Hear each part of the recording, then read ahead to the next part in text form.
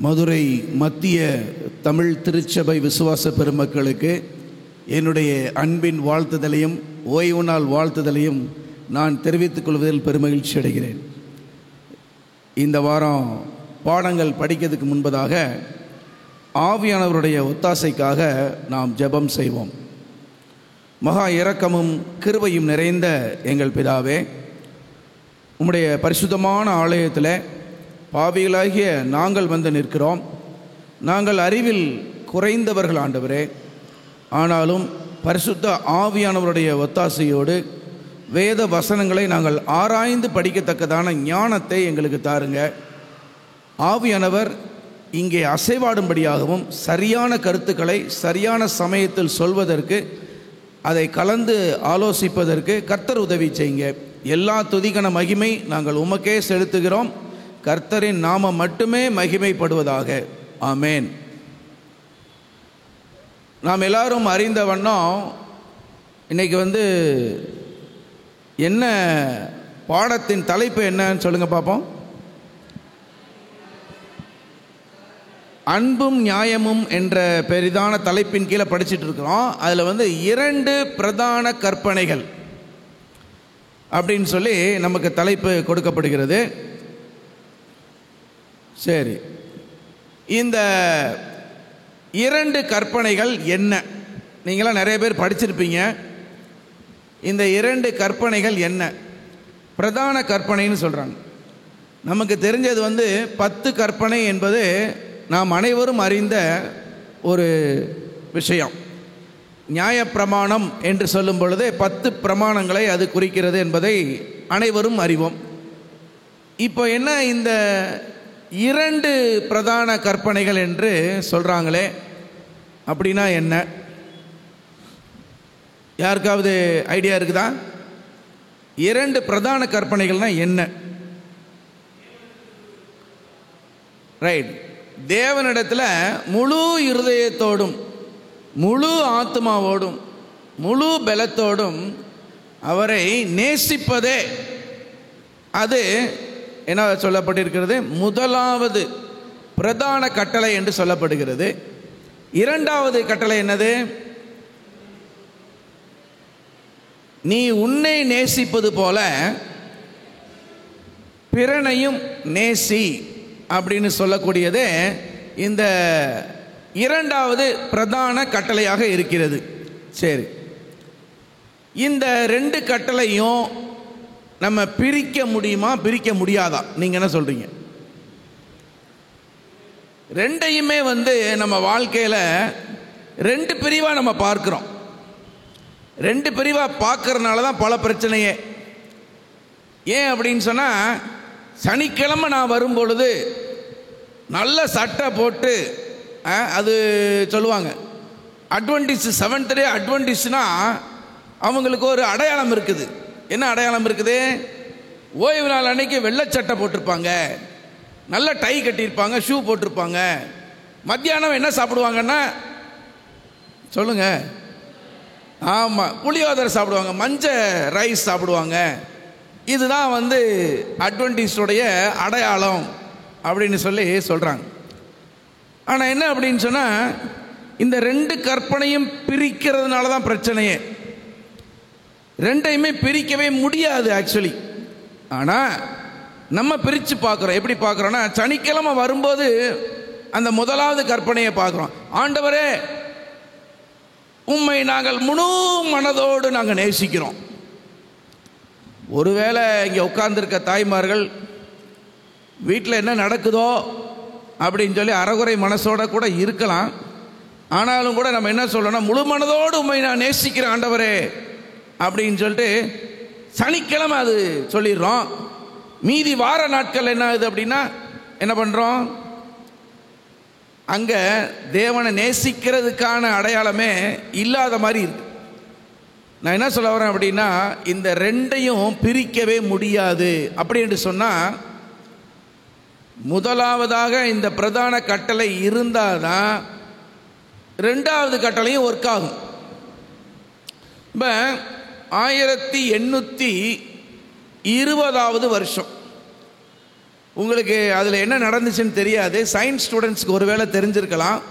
1820 Hans Christian ஆர்ஸ்டெட் அப்படின்னு சொல்லி ஒருத்தர் இருந்தார். அவர் என்ன கண்டுபிடிச்சாரு அப்படின்னு சொன்னால், ஒரு மின்சாரம் ஒரு கம்பியின் வழியாக அது செல்லும்போது அதை சுற்றிலும் என்ன இருந்துச்சு அப்படின்னு கண்டுபிடிச்சார்னா, காந்தம் இருக்கிறது என்று கண்டுபிடிச்சார். ஆங்கிலத்தில் சொல்லணும்னா, when electricity is passed into the conductor or the coil of wire around which magnetism is found. அப்படின்னா என்ன அர்த்தம் அப்படின்னா, எலக்ட்ரிசிட்டியும் மேக்னட்டிசத்தையும் என்ன செய்ய முடியாது, பிரிக்கவே முடியாது. எலக்ட்ரிசிட்டி இருக்கிற இடத்துல என்ன இருக்கும், காந்தம் இருக்கும். அதுதான் 1820 ஹான்ஸ் கிறிஸ்டியன் ஆர்ஸ்டெட் கண்டுபிடிச்சார். அப்போ நம்ம அதையும் இதையும் ஒப்புமைப்படுத்தி பார்க்கும் பொழுது, இந்த முதலாவது பிரதான கட்டளை நம்ம வாழ்வில் இருந்தால் மட்டுமே தான் இந்த இரண்டாவது கட்டளை செல்லுபடியாகும். இந்த இரண்டாவது கட்டளை நடைமுறைக்கு சாத்தியப்படும். அப்படி முதலாவது கற்பனை இல்லை என்று சொன்னால் நம்மளால் என்ன செய்ய முடியாது, ரெண்டாவது கற்பனை ஃபாலோ பண்ணவே முடியாது. நம்ம ஆண்டவரோடு நம்மளுடைய ஐக்கியம் சரியாக இருந்தது என்று சொன்னால், நம்முடைய உறவு பூரணமாக இருந்தது என்று சொன்னால், அது என்ன ஆகும்னா, அவர் நம் வாழ்விலே வாழ ஆரம்பிக்கிறார். நம்முடைய வாழ்க்கையில பவுலார் சொன்னார்ல, இனி நான் அல்ல, யார் இருக்கிறது என்ற கிறிஸ்துவே என்னில் இருக்கிறார்னு சொன்னா மட்டுமே மற்றவர்களை நம்ம என்ன செய்ய முடியும்னா நேசிக்க முடியும். இல்லை என்று சொன்னால் முதல் கற்பனையை ஃபாலோ பண்ணாமல் ரெண்டாவது கற்பனை சாத்தியமே இல்லை. அதான் அங்கே யாக்கோபில் நம்ம சொல்கிறது பிரகாரம் 10 - 1 = சொல்லுங்க, 10 - 1 அட்வென்டிஸ் ஃபார்முலா என்ன நம்மளுக்கு தெரிஞ்சது. 10 - 1 = 0.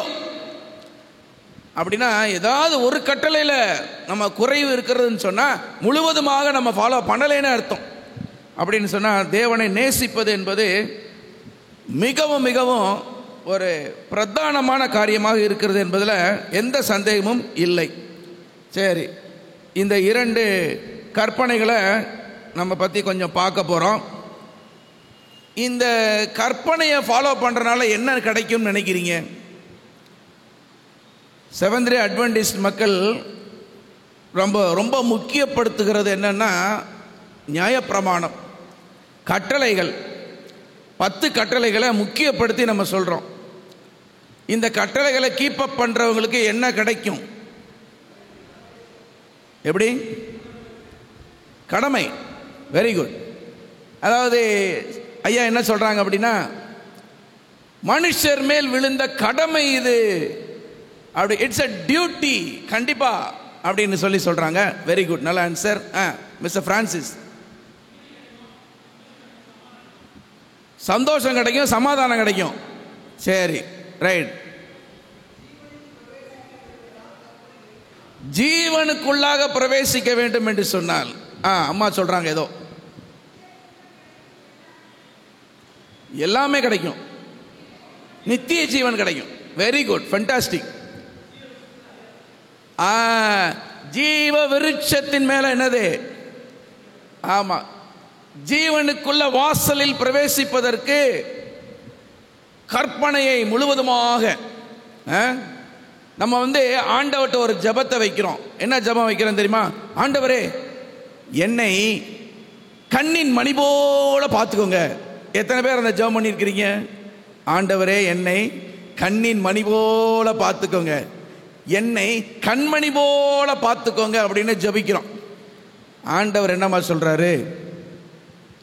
நீ என் கட்டளைகளை கண்மணி போல நீ பார்த்துக்க, உன்னை நான் என்ன செய்கிறேன்? கண்மணி போல நான் பார்த்துக்கிறேன் அப்படின்றார். சரியா? ரைட். அப்போ அப்படி என்று சொன்னால் இங்கே நித்திய ஜீவனை, அதற்கான வழிவகை, அப்படின்னு சொல்லும் பொழுது அங்கே ஆண்டவர் சொல்கிறாரு கற்பனை. பாருங்க, 2 பேர் இயேசு கிறிஸ்துவை தேடி வர்றாங்க. ஒரே கேள்வி 2 நபர் ஒரே ஆள்கிட்ட வர்றாங்க. யார்கிட்ட வர்றாங்க? இயேசு கிறிஸ்துட்ட வர்றாங்க. அந்த 2 நபர்கள் யார் யார் சொல்லுங்க பார்ப்போம். ஒருத்தர் நியாய சாஸ்திரி, இன்னொருத்தர் யாரு? பணக்கார வாலிபன். 2 பேருக்கும் ரொம்ப அருமையான ஒரு கேள்வி வந்திருக்கு பாருங்க. அதை தான் நம்ம பாராட்டணும். ஏன்னா இன்னைக்கு மக்கள் கேள்வி கேட்கறதே இல்லை. சின்ன பிள்ளையா இருக்கும்போது பல கேள்விகளை கேட்பாங்க. கேள்வி கேட்டு தொலைச்சி எடுத்துருவாங்க. உங்களில் எத்தனை பேர் உங்கள் பிள்ளைங்க கேள்வி கேட்டதுக்கெல்லாம் நீங்கள் நிதானமாக பதில் சொல்லியிருக்கிறீங்களா? ரைட். ஒரு சமயத்தில் நம்மளுக்கே கோவம் வந்துடும். You shut your mouth. தேவையில்லாத கேள்வியெல்லாம் கேட்காதன்னு அமைக்கிடுவோம். அதோட அவன் திங்க் பண்ணுறதையே அவன் முட்டுருவான். கேள்வி கேட்கும்போது தான் என்ன வருது? ஆமாம், ஏன்னா வசனம் என்ன சொல்லுது? பைபிள் வசனம் என்ன சொல்லுது அப்படின்னா கேள்வி நிறைய கேட்கணும். பவுலாரெல்லாம் பார்த்தீங்கன்னா கேள்வி கேட்டு கேட்டு கேட்டு கேட்டு பதிலை கொண்டு வருவார். அந்த மாதிரி விசுவாசம் கூட கேள்வினால் வரும், கர்த்தருடைய வசனத்தை கேட்கறதுனால வரும் அப்படின்னு இருக்கு. இங்கே பார்க்குறோம் 2 பேருக்கு கேள்வியோடு வர்றாங்க. நல்ல போதகரே, நித்திய ஜீவனை பெற்றுக்கொள்வதற்கு நான் என்ன செய்ய வேண்டும்? அதில் ஒருவேளை அவங்க அவரை குற்றம் கண்டுபிடிக்கிறதுன்னு கூட ஒரு இது இருக்கு. ஏன்னா நியாயசாஸ்திரினா லாயர். அவர் லாயர், பல விஷயங்களை அறிஞ்சவர். அப்போ என்னென்னா இவர் எப்படி இருக்குன்னு பல்ஸ் பார்க்கறதுக்காக வர்றார். இயேசு கிறிஸ்துவ பல்ஸ் பார்க்கறதுக்காக என்னதான் சொல்கிறாரு அப்படின்னு சொல்லி. பணக்கார வாலிபனும் அவன் ஒருவேளை ஒரு ஆதங்கத்தோடையும் வர்றான். நித்திய ஜீவன் கிடைக்கணுமே அப்படின்னு வர்றான். அப்போ 2 பேருக்கும் ஆண்டவர் கொடுத்த பதில் என்ன தெரியுமா? நம்ம இங்கே பார்க்குறோம், மத்தேயுவில் நம்ம படிக்கிறோம். 22வது அதிகாரத்தை எடுத்து வச்சுக்கோங்க.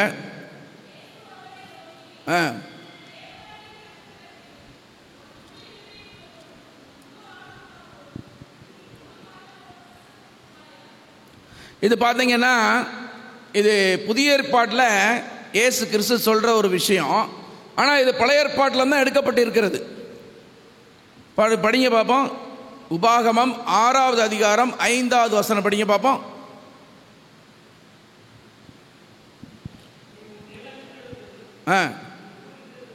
சரி.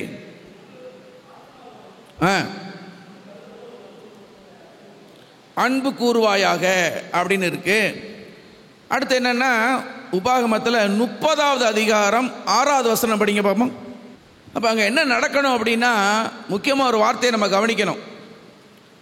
உன் தேவனாய கர்த்தரில் நீ உன் முழு இருதயத்தோடும் உன் முழு ஆத்மாவோடும் அன்பு கூர்ந்து. அப்படி அன்பு கூர்ந்தும் போது அதுக்கு அடுத்த வார்த்தை என்ன வருது? 30:6 என்ன படிக்கிறோன்னா அன்பு கூர்ந்து பிழைக்கும்படி. You will have life, you will have peace, you will have joy. எல்லாமே ஆண்டவர் கொடுக்குறார். அப்புறம் அதுக்கு என்ன செய்யப்பட வேண்டுமா? இருதயத்தில் என்ன செய்யப்படணும் தெரியுமா? அது படிங்க பார்ப்போம். உன் தேவனாய கர்த்தர் உன் இருதயத்தையும் உன் சந்ததியாரின் இருதயத்தையும் விருத்த சேதனம் பண்ணி. சரியா? என்ன செய்யணுமா? விருத்த சேதனம் அடையணுமா? யார் பண்ணணுமா விருத்த சேதனம்? சொல்லுங்க பார்ப்போம். அங்கே என்ன போட்டிருக்கு? உன் தேவனாய கர்த்தர் உன் இருதயத்தையும் உன் சந்ததியாரின் இருதயத்தையும் விருத்த சேதனம் பண்ணி. இன்னைக்கு நம்மளா ரிஃபர்மேஷன் பண்ணுறோம். இருதயத்தை நான் சீர்படுத்துகிறேன், ஒன்றும் நடக்காது. ஆனால் லவோதிகா சபையில் என்ன நம்ம நினச்சிக்கிட்டு இருக்கிறோம் அப்படின்னா, ஐ ஆம் சோ பெர்ஃபெக்ட். நான் வெள்ளச்சட்டை போட்டிருக்கேன், டை கட்டி இருக்கிறேன், ஷூ மாட்டியிருக்கிறேன், மஞ்சள் ரைஸ் சாப்பிட்றேன், எப்படி நான் பெர்ஃபெக்டாக இருக்கேன் பார்த்தீங்களா? இதே எண்ணம் தான் நம்மளுக்கு இருக்கு. ஆண்டவர் மனுஷன் முகத்தை பார்க்கிறான், ஆண்டவரோ இருதயத்தை பார்க்கிறார். அப்போ இருதயம் என்ன செய்யணும் அப்படின்னா, இட் ஷுட் பி சர்க்கம்சைஸ்ட். விருத்த சேதனம் அடைய வேண்டும். அது யார் பண்ணணும்னா ஆண்டவர் பண்ணணும். ஆண்டவர் தான் சகலத்தையும் அவர் செய்கிறது. அப்போ என்ன நடக்குது அப்படின்னா, இந்த பணக்கார வாலிபன் அவரிடத்துல வந்து கேட்கும் பொழுது அவர் என்ன சொல்றாருன்னா, கற்பனை என்ன சொல்கிறது? ரெண்டு பேர்ட்டையும் அதான் சொல்றாரு. நியாயசாஸ்திரிட்டையும் அதான் சொல்றாரு, பணக்கார வாலிபன்ட்டையும் அதான் சொல்றாரு. கற்பனை என்ன சொல்கிறது? அப்போ நீ வந்து விபச்சாரம் செய்யாத, திருடாத, கொலை செய்யாதிருப்பாயாக, எல்லாத்தையும் அப்படியே சொல்லிட்டு, அப்போ அதை சொல்லும்போது அவர் என்ன சொல்றாரு, பணக்கார வாலிபன் சொல்றார், இதெல்லாம் நம்மளுக்கு தெரிஞ்ச விஷயம் தானே, நான் வந்து ஒரு பார்ன் அட்வென்டிஸ்ட் இல்லையா, எனக்கு போய் நீங்க போதிக்கிறீங்களே, இதெல்லாம் நான் என்ன செய்யறேன், என் சிறு வயது முதலாவதாக என் சாபத் ஸ்கூல், சின்ன பிள்ளையிலேருந்து சில்ட்ரன் சாபத் ஸ்கூல்ல இருந்து அடல்ட் சாபத் ஸ்கூல் வரையும் நான் படிச்சிருக்கிறேன், எனக்கே நீங்கள் டீச் பண்ணுறீங்களா அந்த மாதிரி சொல்கிறோம். ஆனாலும் அங்கே ஆண்டவர் என்ன சொல்கிறார், இயேசு கிறிஸ்து என்ன சொல்கிறாரு, இன்னும் உன்னிடத்தில் குறைவு உண்டு. என்ன குறைவு இருக்குது அப்படின்னு சொல்லி பார்க்கும் பொழுது ஆண்டவர் சொல்கிறார் அவங்களுக்கு. இப்போ முதல்ல தியரியை சொல்லி காமிச்சார். இப்போ தியரியை சொல்லி காமிச்சிட்டு அடுத்து என்ன சொல்கிறார் அப்படின்னா, தியரி மட்டும் பத்தாதுப்பா, உனக்கு என்ன வேணும், ப்ராக்டிக்கல் வேணும். சயின்ஸில் நம்ம போட்டிருக்கோம் 75 மார்க்கு தியரி, 25 மார்க்கு ப்ராக்டிக்கல். ரெண்டு இருந்தால் தான் என்ன வரும், 100% வரும். இப்போ ஆண்டவர் சொல்கிறாரு, கமாண்ட்மெண்ட்டை ஃபாலோ பண்ணியா அப்படின்னு சொல்லி சொல்கிறார். அந்த கற்பனைன்னு இருக்குல்ல, கற்பனையுடைய பொருள் என்ன, கற்பனையின் பொருள் என்ன? அட்வென்டிஸ்ட் கேட்டால் அப்படியே பளிச்சு பளிச்சுன்னு ஆன்சர் வரணும். கற்பனையின் பொருள் என்ன, அது எங்கே இருக்கிறது, வேதாகமத்தில் எங்கே இருக்குது? கற்பனையின் பொருள் என்னவெனில் 1 தீமோத்தேயுல 1:5. Very good. 1 தீமோத்தேயு 1:5 இப்படி தான் ஷார்ப்பாக இருக்கணும். ரைட். என்ன போடப்பட்டிருக்குது அங்கே அப்படின்னா, என்னவெனில் சுத்தமான இருதயத்திலும் நல் மனசாட்சியிலும் மாயமற்ற விசுவாசத்திலும் பிறக்கும் அன்பே. நம்ம இன்னைக்கு பாட்டு பாடுறோம், அன்பே பிரதானம் சகோதர அன்பே பிரதானம். ஆனால் அவர் என்ன பண்ணியிருக்கிறாரு, சகோதரருக்கு எதிராக வழக்கு போட்டிருக்கிறார். சகோதரருக்கு எதிராக வழக்கு போட்டு இங்கே வந்து அன்பே பிரதானம்னு பாட்டு பாடுறார். இது ஏற்றுக்க முடியுமா? அப்போ என்ன நடக்குதுன்னா, பணக்கார வாலிபன் அவர்கிட்ட சொல்ல, இன்னொரு இடத்துல குறை இருக்கு, நீ தியரியா மட்டும்தான் நீ ஃபாலோ பண்ணிட்டு இருக்கிற, ப்ராக்டிக்கலாக நீ இன்னும் அப்ளை பண்ணலைன்றார். ப்ராக்டிக்கலாக அப்ளை பண்ணுறதுக்கு அவருக்கு ஒரு சொல்யூஷன் தர்றார். என்ன சொல்யூஷன் கொடுக்குறாரு அப்படின்னா, நீ உனக்கு உண்டானவைகளை எல்லாம் என்ன செய்ய, விற்று அதை தரித்திரருக்கு கொடு அப்படின்னு சொல்கிறார்.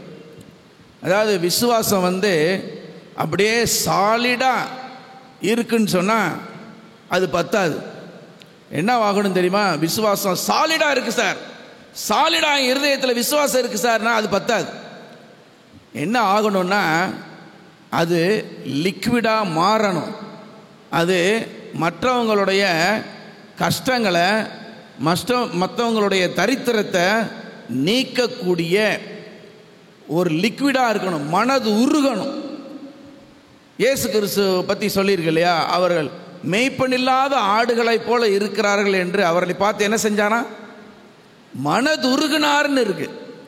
அந்த மாதிரியா மனது உருகி உண்மையான அன்பு. பார்த்தீங்களா, கற்பனையின் பொருள் என்ன அப்படின்னா பிராக்டிக்கல் கிறிஸ்டியானிட்டி. அன்பு ஊறி வரணும். அது யார் தான் ஊறி வர செய்ய முடியும் அப்படின்னா, இருதயத்தில் வாழும் கிறிஸ்து ஒருவரே அதை செய்ய முடியும். லவோதிகா திருச்சபையில் நம்ம என்ன பண்ணுறோம்னா, ஆண்டவருடைய பொசிஷன் எங்கே இருக்குன்னு சொல்லுங்க பாப்பா. லவோதிகா திருச்சபையில் இயேசு கிறிஸ்துவோடைய பொசிஷன் எங்கே இருக்குது? எங்கே இருக்குது? வாசப்படியில் இருக்குது. அப்படின்னா அவர் வாசப்படியில் இருக்கக்கூடிய கிறிஸ்து எங்கே வரணும்? வீட்டுக்குள்ளே வரணும். வீட்டுக்குள்ளே வந்தால் மட்டும்தான் என்ன நடக்கும் அப்படின்னா மிகப்பெரிய மாறுதல் நடக்கும். வேத வசனம் சொல்கிறது, ஒருவன் கிறிஸ்துவுக்குள் இருந்தால் புது சிருஷ்டியாக இருக்கிறான். இல்லை என்று சொன்னால் அவர் வாசப்படியில் நின்று தட்டிக்கிட்டே இருக்க வேண்டியதான். நம்ம குரலை கேட்கறதே இல்லை. யாரு அவங்களுடைய குரலை கேட்டு உள்ள வந்தாதான் அவர் என்ன செய்வார் தெரியுமா? இருதயத்தை அவர் விருத்த சேதனம் அவர் பண்ண முடியும். இருதய விருத்த சேதனம் நம்மளா பண்ண முடியாது. ஆண்டவர் சொல்றாரு, கல்லான இருதயத்தை எடுத்து போட்டு சதையான இருதயத்தை நான் தருவேன்றாரு. அது மட்டும் கிடையாது, ரொம்ப அற்புதமா சொல்றாரு. நீ உள்ளான ஆவியிலே பலப்பட்டு அப்படின்னு சொல்றாரு. உள்ளான மனுஷன் பலப்பட்டு அப்படின்னு சொல்றாரு. அது மட்டும் கிடையாது, என்ன சொல்றாருன்னா, உன்னை என் கற்பனைகளின் வழியாக நடத்துவேன் என்று சொல்றார். நான் கற்பனையை ஃபாலோ பண்றேன், நான் ஃபாலோ பண்றேன்னு சொன்னா நடக்காது. ஆண்டவர் உள்ள வரணும், அவருடைய சத்தத்தை கேட்கணும், பரிசுத்த ஆவியானுடைய சத்தத்தை நம்ம கேட்கணும், ஆண்டவராய் இயேசு கிறிஸ்துவை உள்ள அனுமதிக்கணும், அவர் உள்ள வந்து விருத்த சேதனம் செய்ய வேண்டும். அப்படி செய்யும் பொழுது தான் என்ன ஆகுது அப்படின்னா, ஒருவன் கிறிஸ்துவுக்குள்ளாக இருக்கும் பொழுது ஆண்டவரை தன் இருதயத்திலே அனுமதித்து நன்மைகளை செய்தவன் யார் அப்படின்னா, ஆண்டவரை நான் சொன்னேன் இல்லையா, ஒன்னையும் பிரிக்க முடியாதுன்னு. ஃபர்ஸ்ட் கட்டளையும் செகண்ட் கட்டளையும் பிரிக்க முடியாது. அப்படி ஃபாலோ பண்ணவங்க யாருன்னு தெரியுமா? அதாவது ஆண்டவரை நேசிச்சு, ஆண்டவரை நேசித்ததின் விளைவாக ஆண்டவர் அவர்களுக்குள்ளாக செயல்பட்டு புது சிருஷ்டியாக மாறி நன்மைகளை செய்தவன் யார்? யாராவது ஒருத்தர் சொல்லுங்க பாப்போம். சரி, சகையுடைய வாழ்க்கை எடுத்துக்கோங்க. சகை என்ன பண்ணார்? முதல்ல பண்ணதெல்லாம் பெரிய ஃப்ராடுத்தனம் பண்ணும்போது அவர் மக்களை நேசிச்சிருப்பாரா இல்லையா? நீங்க என்ன சொல்றீங்க சொல்லுங்க. மக்களை பத்தி எந்த அக்கறையும் இல்லை. எனக்கு தேவை பணம், எனக்கு தேவை பணம். அப்ப அநியாயமா வாங்கி ஏழை எளிய மக்களை அநியாய வரி போட்டு அவர்களை ஒடுக்கி இப்படியாக சகேயு வாழ்ந்து வந்தார். ஆனால் கிறிஸ்துவை சந்தித்த மாத்திரத்தில் என்ன நடந்துச்சு? டொக் டொக் டொக் டொக், நான் உள்ள வரவாப்பா, நானும் வர்றதுக்கு ஆசைப்படுறேன். சகையுவே, நீ கீழே இறங்கி வா, நான் உன் உள்ளத்திலும் இல்லத்திலும் நான் வாசம் செய்ய விரும்புகிறேன், நான் உன்னோடு போஜனம் பண்ண விரும்புகிறேன் சொல்லும்போது லூக்கா 19 அற்புதமா இருக்கு அந்த அனுபவம். என்ன அனுபவம் அப்படின்னா, சகையு கிறிஸ்துவை சந்தோஷமாக ஏற்றுக்கொண்டான் என்று சொல்லப்படுகிறது. அப்படி சந்தோஷமா ஏத்துக்கிட்டதுக்கு அப்புறம் வாழ்க்கை எப்படி இருந்துச்சு? நான் சொல்றான், ஒருவனிடத்துல நான் அநியாயமா நான் வாங்கி இருந்தா என்ன செய்வேன்? நாளத்தனையா திருப்பி தருவேன் அப்படின்னு சொன்னான். இது சகையு பத்தி. சரி, ஆண்டவரை நேசிச்சதுனால மக்களையும் நேசிக்க ஆரம்பிக்கிறான் என்பதை நம்ம அறிந்து கொண்டிருக்கிறோம். எஸ். அடுத்தது அப்போஸ்தலர் 10 நம்ம படிக்கிறோம். கொர்நேலியை பத்தி நம்ம படிக்கிறோம். என்ன பண்றாரு கொர்நேலியன்னா? எப்பொழுதும் ஜெபம் பண்ணிக்கிட்டே இருந்தான். ரொம்ப அற்புதமா இருக்கு. எப்பொழுதும் ஜெபம் பண்ணிக்கிட்டே இருக்க கொர்நேலியோ, அது மட்டும் கிடையாது, குடும்பத்தோட யோசுவா 24:15 நம்ம படிப்போம் இல்லையா, நானும் என் வீட்டாருமோ வென்றால் கர்த்தரையே சேவிப்போம் என்று சொன்ன அந்த வார்த்தைக்கு இணங்க கொர்நேலியுடைய வாழ்க்கை ஒரு சாட்சியாக இருந்தது என்பதை பார்க்கிறோம். அப்ப என்ன நடக்குதுன்னா, ஆண்டவரை நேசிக்கிற இருதயம் உள்ளவன் அவன் ஒரு அஞ்ஞானியாக இருக்கிறான். எஸ், புறஜாதியான இருக்கிறான். ஆனாலும் ஆண்டவரை நேசிக்கிற எந்த இருதயத்திலும் ஆண்டவர் கிரியை செய்கிறார், நன்மையை கொண்டு வருகிறார் என்பதை நாம் அறிந்து கொள்ள வேண்டும். என்ன செய்றாரு அப்படின்னா, கொர்நேலியோ அவனுடைய தான தர்மங்கள் எப்படி இருந்துச்சா? வான பரியந்தம் எட்டினது. அநேகருடைய ரட்சிப்புக்கு அவன் காரணமாக இருந்திருக்கிறான் என்பதை நாம் அறிந்து கொள்ள வேண்டும். உடனே என்ன செய்யறான்? அவனுக்கு தெரியாத விஷயங்களை பேதுரு மூலமா நீங்க வாங்க, அப்படி எங்களுக்கு இன்னும் நிறைய சத்தியங்களை நீங்க அறிவிச்சு கொடுங்கன்னு சொல்லி அநேகருடைய ரட்சிப்புக்கு அவன் ஏதுகரமாக இருக்கிறான் என்பதை நாம் அறிந்து கொண்டோம். இந்த 2 எக்ஸாம்பிள் பார்த்தோம். சகையுவையும் பார்த்தோம், கொர்நேலியையும் பார்த்தோம். ஆண்டவரை நேசிக்காத இருதயம் யாராவது இருக்கிறாங்களா? அவங்க எப்படி மக்களையும் நேசிக்காம இருந்தாங்கன்னு சொல்லி ஏதாவது ஐடியா இருக்கா? ஆண்டவரை நேசிக்காத ஒரு இருதயம், அத மாதிரி மக்களையும் நேசிக்காத ஒரு இருதயம். சொல்லுங்க. சவுல். சரி, ஓகே. நம்ம லூக்கால 18வது அதிகாரத்தை எடுத்து வச்சுக்கோங்க. லூக்கா 18ல் நம்ம படிக்கிறோம். என்ன படிக்கிறோம் அப்படின்னா,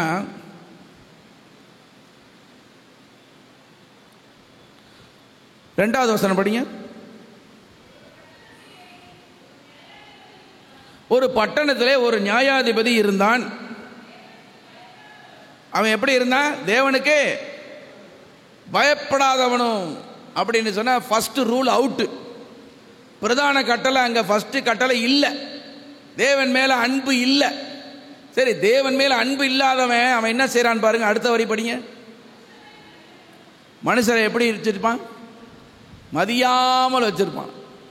ஆண்டவரை நம்ம மதிச்சோம்னா, ஆண்டவருக்கு பயந்து நம்ம வாழ்க்கை நடத்தினோம்னா, ஆண்டவரை நம்ம நேசிச்சோம்னா, மக்களை என்ன செஞ்சிருப்போம்?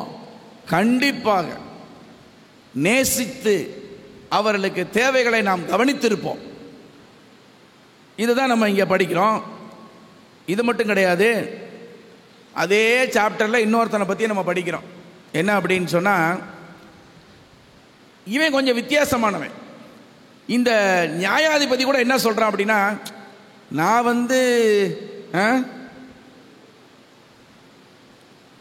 பாருங்க, இந்த நியாயாதிபதிக்கு அவனை பத்தி தெரியுமா இல்லையா? சொல்லுங்க பார்ப்போம். அவன் தேவனை நேசிக்க மாட்டேங்கிறான், மனுஷரை மதிக்க மாட்டேங்கிறான்னு அவனுக்கே தெரியுமா இல்லையா? நீங்க என்ன சொல்றீங்க? நீங்க படிங்களேன். 4th வேர்ட்ஸ் படிங்க. 4வது வசனத்தை படிங்க. வெகு நாள் வரைக்கும் அவனுக்கு மனதில்லாது இருந்தது. பின்பு அவன் என்ன சொல்றான் பாருங்க. அவனுக்கே தெரிஞ்சிருக்கு, நான் தேவனுக்கு பயப்படாமலும் மனுஷரை மதியாமலும் இருந்தும் அப்படின்னா அவன் என்ன செய்யறான்னு அவனுக்கே தெரிஞ்சிருக்கு. நான் தேவனை நேசிக்கிறது இல்லை, அதனால மனுஷரை மதிக்கிறதும் கிடையாதுன்னு அவனுக்கே தெரிஞ்சிருக்கு. இந்த அடுத்து இன்னொன்று சொல்ல போற பாருங்க. அவன் எப்படி ஆள்னா, நான் தேவனை நேசிக்கிறேன் என்று சொல்லி ஆண்டவர் சொல்றாரு, நீங்கள் என்னை நேசித்தீர்கள் என்று சொன்னால் என்ன செய்யணும்? அந்த கற்பனையை நீங்கள் கடைபிடிக்க வேண்டும். கற்பனையை எழுத்தின் மூலமாக அல்ல, யூதர்களை போல எழுத்தின் மூலமாக அல்ல. இப்ப படிச்சமே 1 தீமோத்தேயு 1:5, சுத்தமுள்ள இருதயத்திலும் நல் மனசாட்சியிலும் மாயமற்ற விசுவாசத்திலும் பிறக்கும் அன்போடு, அந்த விதமான ஒரு நேசம் அது வேணும். ஆனா இப்ப நம்ம சொல்ல போற அடுத்த கேரக்டர் என்னன்னா, என்ன பண்றான் அப்படின்னா, நான் தேவனை நேசிக்கிறேன், நான் தேவனுடைய கற்பனைகளை நான் சிறு வயது முதலாவது நான் கடைபிடித்து வருகிறேன் என்று சொல்லி கடைசியில் என்ன பண்ணான் தெரியுமா? ஆண்டவர் பிராக்டிக்கல் கிறிஸ்டியானிட்டி இஸ் நீடட் அப்படின்னு சொல்லி ஒரு சொல்யூஷன் சொன்னாரு. நீ உனக்கு உண்டானவைகளை எல்லாவற்றையும் விற்று தரித்திரருக்கு கொடுத்து பின்பு என்னை நீ பின்பற்றி வா அப்படின்னு சொன்னாரு. ஆனா என்ன பண்ணான்? அப்படி ஒருவேளை செஞ்சிருந்தான்னா அவனுக்கு என்ன ஆகும்னா பாருங்க, லூக்கா 18:22 படிங்க. அதை கேட்டு குறை உண்டு, உண்டானவளை எல்லாம் விற்று தரித்திரருக்கு கொடு, அப்பொழுது பரலோகத்திலே யாரெல்லாம் பூமியில பொக்கிஷம் சேர்த்து வச்சிருக்கிறீங்க, ஏன்னா யாருமே கை தூக்க மாட்டேங்கிறீங்க, ரைட்? ஆனா இங்க பூமியில பொக்கிஷம் சேர்த்து வைக்கும் போது என்ன ஆகும்? அதோட நிலைமை புழு பூச்சி எல்லாம் என்ன செஞ்சிடும்? அரிச்சிட்டு போயிடும். அதனால என்ன செய்யணுமா? பொக்கிஷத்தை எங்கே சேர்த்து வைக்கணுமா? ஆண்டவர் சொல்றாரு இங்க, பொக்கிஷத்தை பரலோகத்திலே, அது உனக்கு பொக்கிஷம் உண்டாயிருக்கும் அப்படின்னு சொல்றாரு. பின்பு என்னை பின்பற்றி வான்னு சொல்றாரு. ஆனா அவன் எப்படிப்பட்ட மனுஷனாக இருந்தானா, பிராக்டிக்கல் கிறிஸ்டியானிட்டி அவனுக்கு ஒத்து வரல. தேவனை நேசிக்கிறேன் என்று சொல்லி, நம்ம மனப்பாட வசனம் என்ன சொல்லுது, படிங்க பார்ப்போம். மனப்பாட வசனம், ஒருவன் தேவனை நேசிக்கிறேன் என்று சொல்லியும், சொல்லுங்க மனப்பாட வசனம், 1 யோவான் 4:20, தேவனிடத்தில் அன்பு கூறுகிறேன் என்று சொல்லியும் தன் சகோதரனை பகைத்தால் அவன் பொய்யன். பொய்யன்னா பொய்க்கு சொந்தக்காரன் யாரு? பிசாசானவன். அவன் எப்படி இருக்கான்னா, ஆதி முதல் எப்படி இருக்கிறான்? பொய்யனும் பொய்க்கு பிதாவுமாய் இருக்கிறான் என்று சொல்லப்படுகிறது. தன் கண்ட சகோதரனிடத்தில் அன்பு கூறாதவன் காணாத தேவனிடத்தில் எப்படி அன்பு கூறுவான்? அதான் நம்ம தெரிஞ்சுக்க வேண்டிய விஷயம். அப்ப இந்த அன்பு உள்ளத்தில் வருதா அப்படின்னு பார்க்கணும். சரி, இந்த அன்பு அவ்வளோ ஈஸியாக வந்துடுமா? எத்தனை பேர் சொல்றீங்க? எத்தனை பேர் இதுவரை உண்மையிலே அன்பு செலுத்தி இருக்கிறீங்க? மற்றவங்க மேலே எப்படி அன்பு செலுத்தி இருக்கிறீங்க? உண்மையிலே செலுத்தி இருக்கிறீங்களா? எத்தனை பேருக்கு இப்போ கேட்குறேன், கணவன் இடத்துல கேட்குறேன், எத்தனை பேர் உங்கள் மனைவியை உண்மையாக நேசிக்க முடியுது உங்களால்? நிறைய பேர் சிரிக்கிறீங்க. எத்தனை பெண்கள் தாய்மார்கள் இருக்கிறீங்க, உங்கள் கணவனை உண்மையிலே நான் ரொம்ப நேசிக்கிறேன் சார்னு சொல்கிறீங்களா? இந்த விதமான அன்பு இருக்குதா? சுத்தமான இருதயத்திலும் நல் மனசாட்சியிலும் நிறைய தடவையில் பார்க்குறோம். ஏன் திருமணம் முறிந்து போகிறது? காரணம் என்ன? ஏன் முறிந்து போகுது? காரணம் என்ன? ஏன் உறவுகளுக்கு இடையில இணக்கம் இல்லாமல் இருக்கிறது? இதான் நம்ம யோசிப்போம். நிறைய இப்போ பார்த்தீங்கன்னா மேரேஜ்ன்னு சொன்னாலே பயமா இருக்குது. அப்படின்னா எவ்வளோ நாளைக்கு இவங்க ஒன்றா இருப்பாங்களோ அப்படின்ற ஒரு சந்தேகம் நிறைய பேருக்கு வருது. ஏன் அப்படி உறவுகளில் பிரிவு? ஏன் மற்ற மனிதர்களை நம்ம மதிக்கிறது இல்லை? ஏன் மற்ற மனிதர்கள் மேல் நம்மளை அன்பு செலுத்த முடிவதில்லை? ஏன்னு சொன்னா, இப்போ உள்ள காலகட்டங்களில் மற்றவர்களை சகித்து போக முடியவில்லை. ஆண்டவரை இயேசு கிறிஸ்து எப்படி இருக்கிறாருன்னு சொன்னா, 2 பேதுரு 3:9 சொல்லப்படுகிறது, அவர் தாமதிக்கிறாரு என்று சொல்லி நம்ம நினைக்கிறோம். அதை படிங்க. 2 பேதுரு 3:9 என்ன சொல்லுது?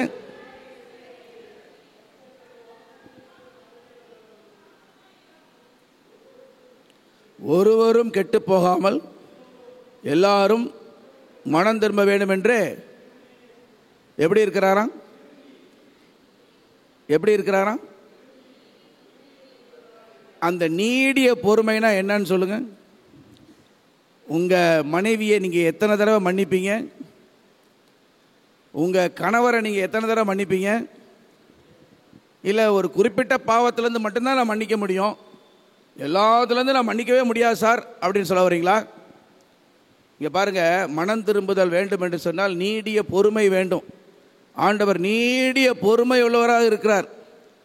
அதில் தான் அன்பு ஊறி வருது. அதாவது என்ன அப்படின்னா, ரோமரில் 5வது அதிகாரம் வசனம் 8 என்ன சொல்லுது அப்படின்னு சொன்னால், அன்பு எப்பொழுது செலுத்தப்பட வேண்டும்? அன்பு எப்பொழுது செலுத்தப்பட வேண்டும்? யார் மேலே செலுத்தப்பட வேண்டும்? சொல்லுங்க பார்ப்போம். ரோமர் 5:8 என்ன சொல்லுது? யோசிச்சு பாருங்க. பாவத்தின் சம்பளம் மரணம் அப்படின்னு சொன்னா, நீ பாவி, அப்போ உனக்கு என்னதான் கிடைக்கும்? மரணம் தான், வேற வழியே இல்லை அப்படின்னு சொல்லி ஸ்டாம்ப் பண்ணலை ஆண்டவர். ஸ்டாம்ப் பண்ணலை அப்படின்னு லேபிள் பண்ணலை. அவர் என்ன செய்கிறார் அப்படின்னா, தன்னுடைய சொந்த குமாரன் என்றும் பாராமல் அவர் என்ன செய்கிறாரு? இயேசுவை பாடுகளுக்கு உட்படுத்தி சிலுவை மரணத்திற்கு அவரை ஒப்பு கொடுக்கிறார் என்பதை நாம் அறிந்து கொண்டிருக்கிறோம். அங்க என்ன பாருங்க, அன்பு எப்படி விளங்க பண்றாரு பாருங்க. அன்புனா என்ன அப்படின்னு விளங்க பண்றாரு. அதாவது பிரதர் முத்துப்பாண்டி என்னை நேசிக்கிறாரு, நான் பிரதர் முத்துப்பாண்டியை நேசிக்கிறேன். இதுல என்ன இருக்கு? ரொம்ப பிரதானமான விஷயம் என்ன இருக்கு? முத்துப்பாண்டி என்னை கொலை செய்ய தேடிக்கிட்டு இருக்கிறான்னு வச்சுக்கோங்க. அவரை நான் நேசிக்கிறேன்னா அதுதான், that is what God did. என்ன பண்றார் அப்படின்னா, நாம் பாவிகளாய் இருக்கையில் கிறிஸ்து நமக்காக மரித்ததினாலே உயர்ந்த அன்புனா என்னன்னு தெரியுமா? தன் சிநேகிதருக்காக ஜீவனை கொடுப்பதே உயர்ந்த அன்பு. அந்த அன்பு என்னான்னு சொல்லி விளங்க பண்ணுகிறாரு. அப்ப என்ன நடக்கணும் அப்படின்னா, இயேசு கிறிஸ்துவனுடைய இந்த மிஷன், அவர் எப்படி நேசிச்சாரோ, கிறிஸ்து எப்படி ஒருவர் நீங்கள் அன்பாயிருங்கள் சொல்லி கிறிஸ்து எப்படி சபையை நேசிச்சாரோ அதே மாதிரியான எண்ணங்கள் நமக்கு வேண்டும். அப்படின்னா கிறிஸ்து நம் உள்ள வந்தா மட்டும்தான் இது நடக்கும். இன்னொன்று என்ன தெரியுமா? ஒருவேளை உங்களுக்கு எல்லாம் சேலஞ்சா இருக்கு, ஐயோ என் கணவனை நேசிக்க முடியவில்லை, ஐயோ என் மனைவியை நேசிக்க முடியவில்லை என்று தடுமாறுகிறீர்களா? ஐயோ எனக்கு கூட வேலை பார்க்குறவனை நேசிக்கவே முடியலையே அப்படின்னு தடுமாறுறீங்களா? அது எப்போ நடக்கும்னா, அந்த ரோமரில் 5வது அதிகாரத்தில் கொஞ்சம் அப்படி முன்னாடி படிங்க, 5:5 படிங்க பாப்போம். ரோமர் 5:5. என்ன நடக்கணும் அப்படின்னா, பரிசுத்த ஆவியானவர் நம்ம மேல வரணும். பரிசுத்த ஆவியானவர் நம்ம மேல வரும் பொழுது என்ன ஊட்டப்படுகிறது? படிங்க, வசனம் என்ன சொல்லுது? மேலும் நமக்கு அருளப்பட்ட பரிசுத்த ஆவியினாலே என்ன ஊற்றப்பட வேண்டும்? பிரியமான தேவனுடைய பிள்ளைகளே, அன்பு என்பது இயற்கையாகவே நம்மள்கிட்ட வர்ற விஷயம் கிடையாது. இப்போ எப்படி ஒரு நிலம் இருந்துச்சுன்னா நிலத்தில் ஆட்டோமேட்டிக்காக வந்து நெல் கோதுமைன்னு வருமா? வராது. Land should be cultivated. நம்முடைய இருதயத்திலும் என்ன வரணும் அப்படின்னா, அன்பு வரணும்னு சொன்னால் it should be cultivated. God should work within us. கர்த்தர் நமக்குள்ளாக வேலை செய்ய வேண்டும். அதற்கு நம்ம என்ன செய்யணும்னா, கதவை மட்டும் திறக்கணும். அவர் தட்டிக்கிட்டே தான் இருக்கிறாரு. பரிசுத்த ஆவியானவர் தன்னுடைய வேலையை செய்து கொண்டே இருக்கிறாரு. அப்ப வேலை செய்யும்போது தேவனுடைய அன்பு நம் இருதயங்களில் ஊற்றப்படுகிறது. அதான் நடக்கும். இங்க பாருங்க, ஆண்டவர் என்ன சொல்றாரு அப்படின்னா, இந்த நபர்களுக்கு நியாயசாஸ்திரிட்ட அவனு சொல்றார். அவனு என்ன செய்யறான் அப்படின்னா, நான் யோக்கியன்னு சொல்லிட்டு வர்றான். அப்போ அவர்கிட்ட சொல்றாரு, ஒரு ஓமையை சொல்றார். என்ன சொல்றாரு அப்படின்னா, எல்லாருக்கும் அந்த ஓமை நம்மளுக்கு நல்லாவே தெரியும். எருசலேமிலிருந்து எரிகோவுக்கு ஒருத்தன் வர்றான். கள்ளர் கையில் அகப்பட்டு அவன் குற்றுயிராக கிடக்கிறான். குற்றுயிராக கிடக்கும் பொழுது அங்கே என்ன நடக்குது அப்படின்னா, பைபிளை அப்படியே தரோவா கரைச்சு குடிச்ச ஒரு நபர். யாரு? லேவியன்.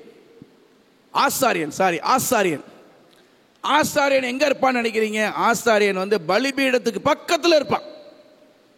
அப்ப பலிபீடத்தில் பக்கத்தில் இருக்கிறவன் எவ்வளவு தேவ அன்பு ஊற்றப்பட்டிருக்கணும், அவன்கிட்ட எவ்வளவு விதமான முழுமையான அன்பு செலுத்தப்பட்டிருக்கணும். காயப்பட்டு குற்றுயிராய் கிடக்கிற ஒரு சனை பார்த்துட்டு அப்படியே நகண்டு அப்படியே போறான் பாருங்க. அந்தபடியே லேவியனும் ஆசாரிப்பு பலிபீடத்தில் இருந்தவனும் அப்படித்தான் செஞ்சான். ஆசாரிப்பு கூடாரத்தில் இருந்தவனும் அப்படித்தான் செஞ்சான். அந்தபடியே தூரமாக சென்று விட்டான் என்று பார்க்கும். காயப்பட்டு நிறைய ஆத்மா இருக்குங்க, நிறைய ஆத்மா காயப்பட்டு கிடக்கு.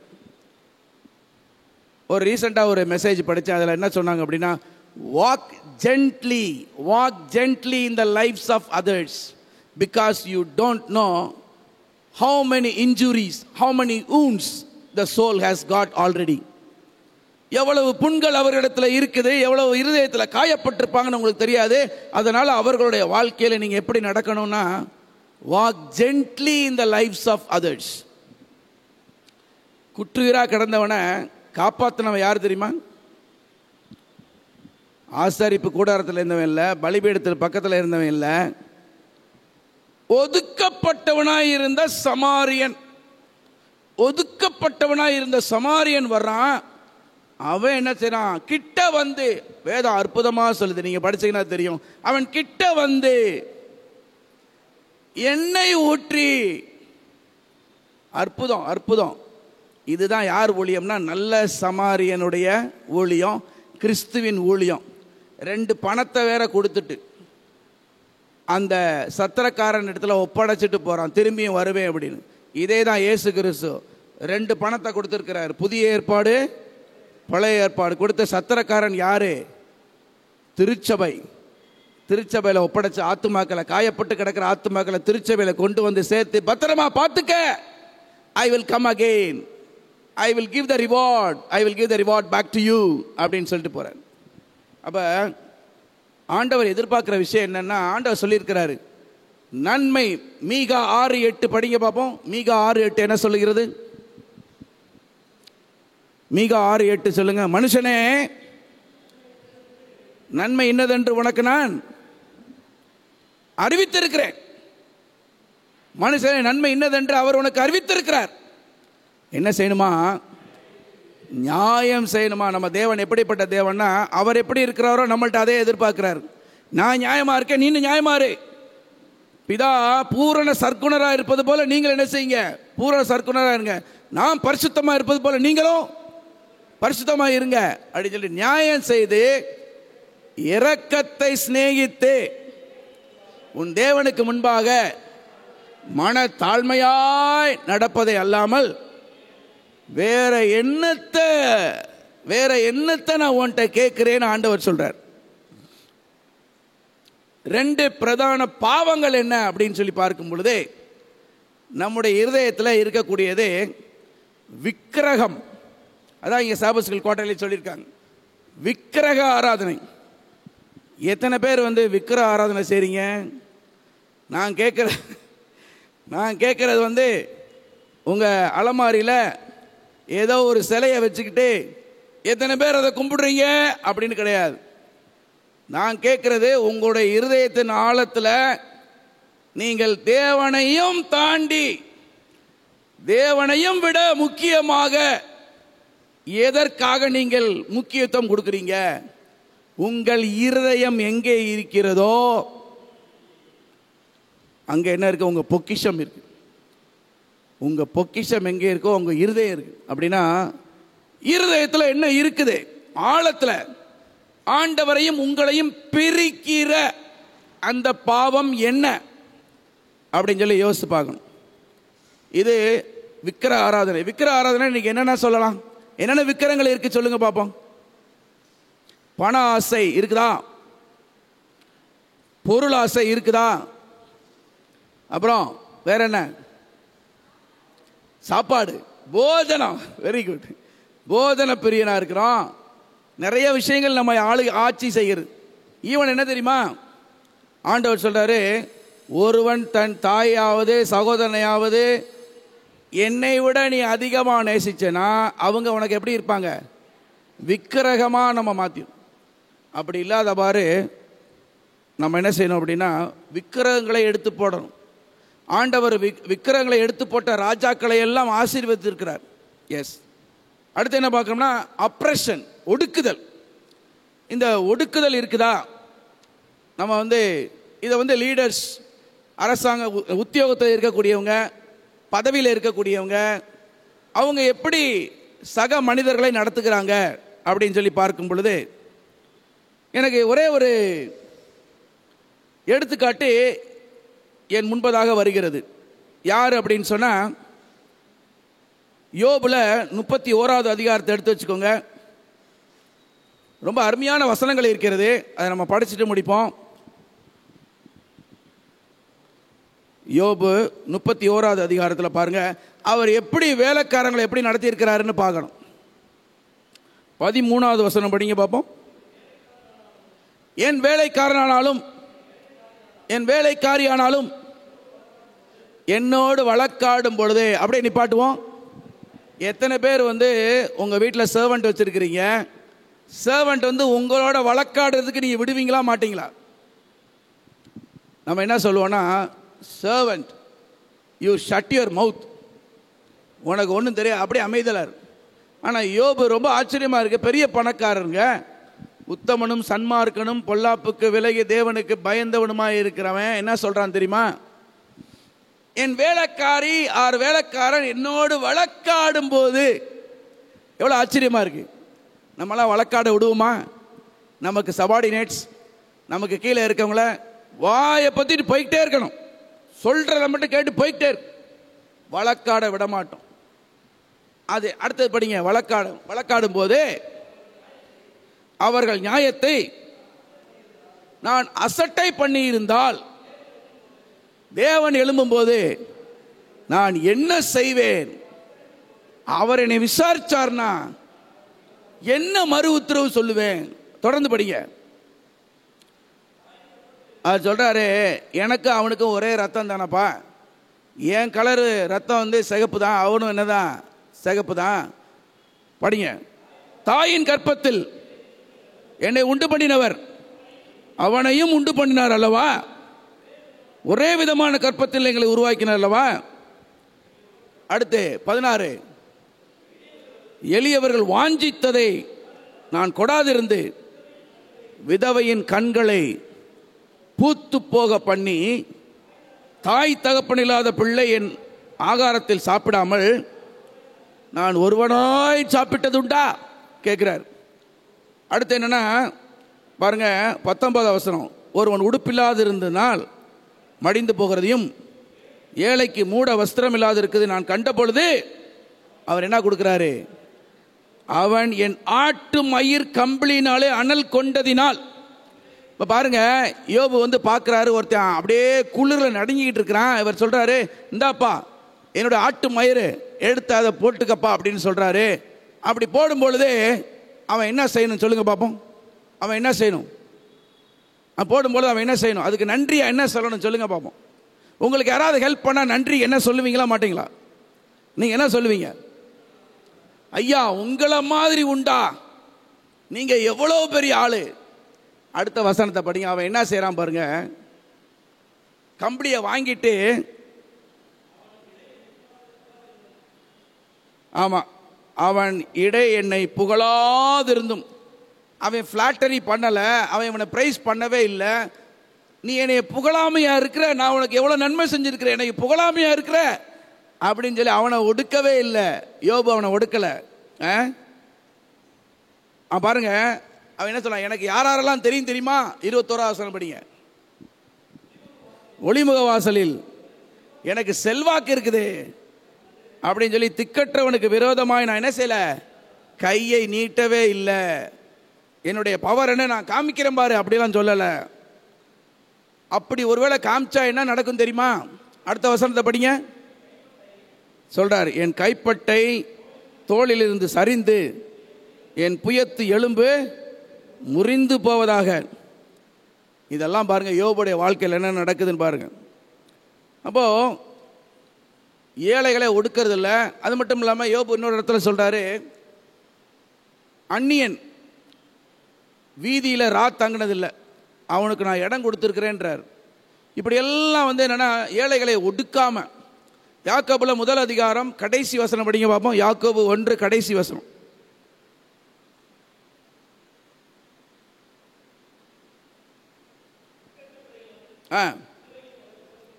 சரி.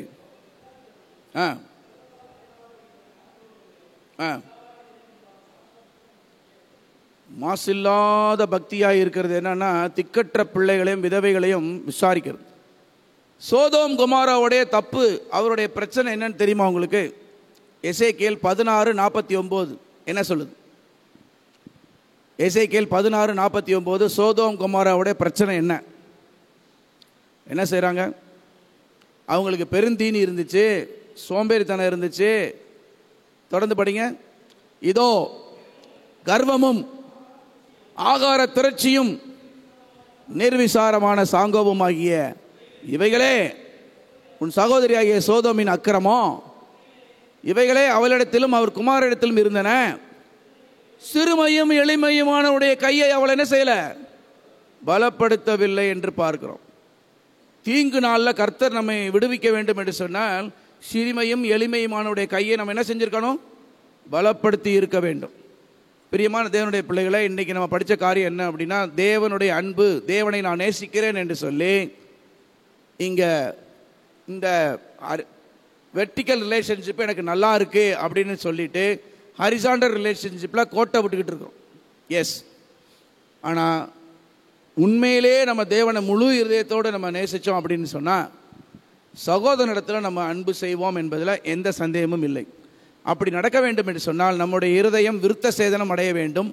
யார் விருத்த சேதனம் செய்யணும்? கிறிஸ்துவாயே ஆண்டவர் உள்ளே வந்து கதவை தட்டி கொண்டு இருக்கிற கிறிஸ்துவை, பரிசுத்த ஆவியானவருடைய சொல்லை கேட்டு நாம் கதவை திறந்து அவரை உள்ளே அனுமதிக்கும் பொழுது நம்முடைய வாழ்வானது, ஒருவன் கிறிஸ்துவுக்குள்ளாக இருந்தால் அவன் எப்படி இருக்கிறான்? புது சிருஷ்டியாக மாறுகிறான் என்பதை நாம் அறிந்து கொண்டிருக்கிறோம். அப்படிப்பட்ட நன்மைகளை தேவன் நாம் ஒவ்வொருவருக்கும் வழங்குவாராக. கேள்விகள் ஏதாவது இருக்குதா? அப்படி இல்லை என்று சொன்னால் நாம் ஜெபம் செய்வோம்.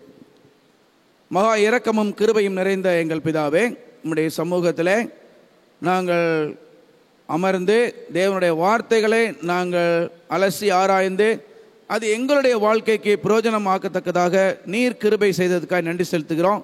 ஆவியானவர் எங்களோடு அசைவாடுறதுக்காக நன்றி செலுத்துகிறோம். ஆண்டவரே, நாங்கள் வேதத்திலிருந்து பல எடுத்துக்காட்டுகளை நாங்கள் கண்டோம். சகையுடைய வாழ்க்கையை நாங்கள் அலசி பார்த்தோம். ஆண்டவர், எப்படியாக அந்த பணக்கார வாலிபனுடைய வாழ்க்கையை நாங்கள் பார்த்தோம். அவன் மிகுந்த ஆஸ்தி உள்ளவனாக இருந்தனால துக்க முகத்தோடு சென்றான் என்பதை நாங்கள் பார்த்தோம். அப்படி அல்ல ஆண்டவரே, நாங்கள் உம்மை சந்தோஷமாக ஏற்றுக்கொள்ளத்தக்கதாக கர்த்தர் கிருபை செய்யுங்க. கர்த்தர் எங்கள் உள்ளத்தில் வாருங்க. எங்கள் இருதயத்தை கர்த்தர் விருத்த சேதனம் செய்யும்படியாக நாங்கள் கெஞ்சி நிற்கிறோம். ஆண்டவரே, அன்பு இன்னதென்று நீங்கள் சிலுவையில் நீங்கள் விளங்க பண்ணியிருக்கிறீங்க. ஆண்டவர், நாங்கள் பாவிகளாக இருந்த போதும், நாங்கள் உம்மை வெறுத்து ஒதுக்கி கட்டளைகளை விட்டு பின்வாங்கி செல்லும் பொழுதும் கூட கர்த்தர் எங்களுக்காக மரித்ததினாலே அன்பு இன்னதென்று நீங்கள் விளங்க பண்ணியிருக்கிறீங்க. நாங்களும் ஆண்டவரே மற்றவர்களுக்கு அன்பு செய்வதற்கு கடனாளிகளாக நாங்கள் இருக்கிறோம். ஆண்டவரே, அப்படினால கர்த்தர் எங்கள் மேலே தேவனுடைய அன்பு ஊற்றப்படும்படியாக பரிசுத்த ஆவியானவரை அனுப்பும்படியாக நாங்கள் கெஞ்சி நிற்கிறோம். நாங்கள் அன்பிலே குறையுள்ளவராக இருக்கிறோம். அன்பு நிறைய பேர் இடத்துல தணிந்து போயிருக்கிறது. ஆனாலும் அன்பின் ஊற்று நீர் ஆண்டவரே, நீர் எங்கள் மேலே அபரீதமான அன்பை பொழியும்படியாக நாங்கள் கெஞ்சி நிற்கிறோம். அதை நாங்கள் பெற்றுக்கொண்டு எங்கள் சக மனிதரிடத்தில் நாங்கள் அந்த தெய்வீக அன்பை, மாசில்லாத அன்பை நாங்கள் பகிர்ந்து கொடுக்கத்தக்கதாக கர்த்தர் கிருபை செய்யுங்க. ஆசீர்வதிங்க, வழி நடத்துங்க, பலப்படுத்துங்க. இயேசுவின் நாமத்திலே கெஞ்சி நிற்கிறேன். ஜெபம் கேளும் நல்ல பிதாவே, ஆமென்.